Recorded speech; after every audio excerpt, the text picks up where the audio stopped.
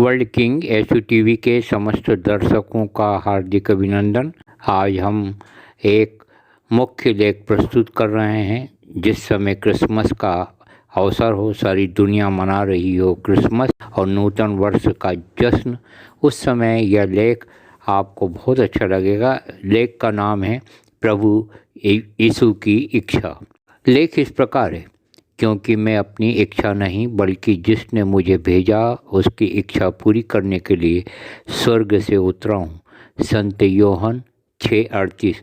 प्रभु हमें बहुत प्यार करता है, इतना कि उसने अपने इकलौते पुत्र को अर्पित कर दिया ताकि हम पाप से मुक्त हो जाएं।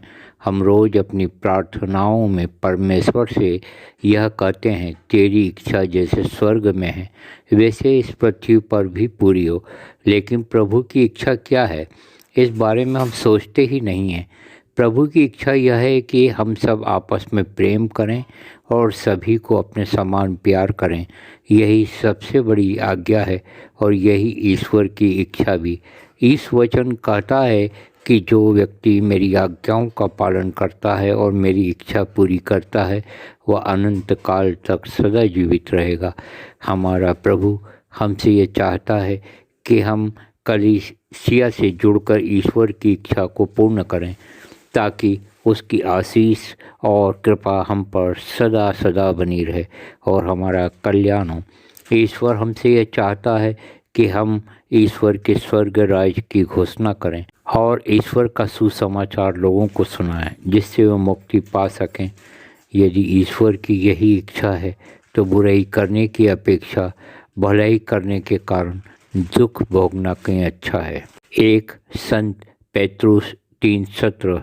प्रभु हमसे कहता है कि यदि तुम्हें मेरे कारण दुख भोगना पड़ता है तो तुम धन्य हो, क्योंकि ईश्वर तुम्हारे साथ है। प्रभु अपने वचन के द्वारा हमसे कहता है कि हम आपस में गहरा भातृ प्रेम रखें। प्रभु यीशु ख्रिस्त ने अपने स्वर्गीय पिता की इच्छा पूरी करने के लिए इस धरती पर जन्म लिया और अपने स्वर्गीय पिता की इच्छा अनुसार आचरण किया तथा ईश्वरीय राज्य का विस्तार किया।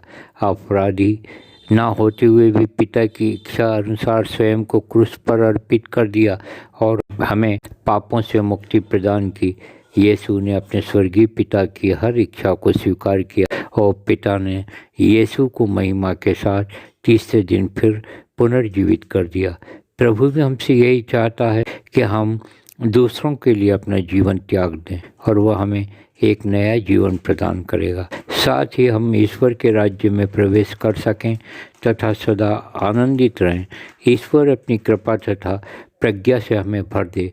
प्रभु ने इस वचन के द्वारा अपनी इच्छा प्रकट की है। ईश्वर का वचन हमारे लिए जीवन का जल और मुक्ति का कटोरा है। परमेश्वर की इच्छा हमारे लिए मुक्ति का साधन है। परमेश्वर अपने पुत्र यीशु के मुंह से बोला है ताकि हम अपने विश्वास में वृद्धि करें। परमेश्वर हमारे भविष्य के लिए अग्रिम योजनाएं बनाता है।